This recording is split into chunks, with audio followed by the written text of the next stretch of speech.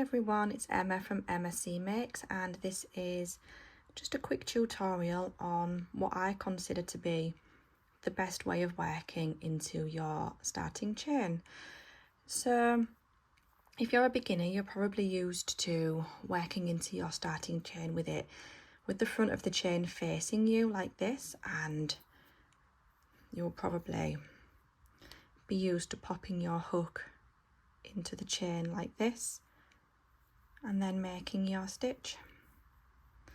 And you can see already just from doing those 2 stitches that it is quite loose. So if I just show you this sample piece that I worked earlier, you can see from the bottom where I've worked into the chain that it's quite flexible there, and you've got quite a lot of gaps showing. And when you come to working your border, when you've finished your piece, whereas at the top you'll have these really lovely clear stitches to work into, when you come back around to the bottom of your work, it can be quite tricky to know where to pop your hook. There's quite a lot of difference there, and when you do insert your hook, again, you can see how much that stretches, and you can even find that you have some holes going along the bottom of say the blanket or projects that you've been working.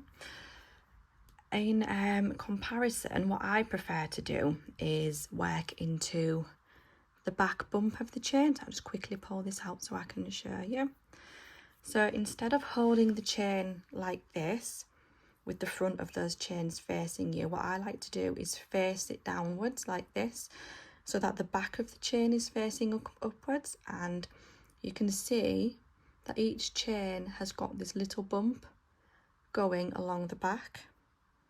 And what I like to do is work my stitches by inserting my hook underneath those back bumps, so like this.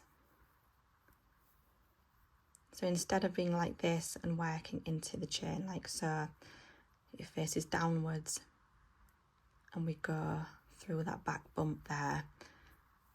And not only is that a lot more secure, you can see in this sample piece that it's nowhere near as stretchy, it also means that you've got these nice clear stitches to work into. So this is the bottom and this is the top where I finished off the stitches, and you can see how they look pretty much identical.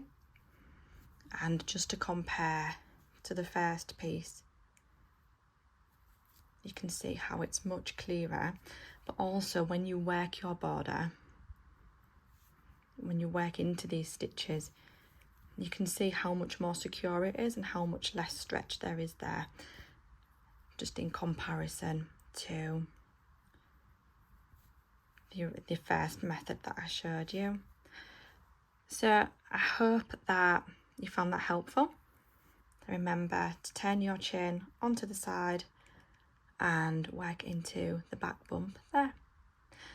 If you found my video helpful, then please don't forget to like and subscribe, and I'll see you in the next video. Bye!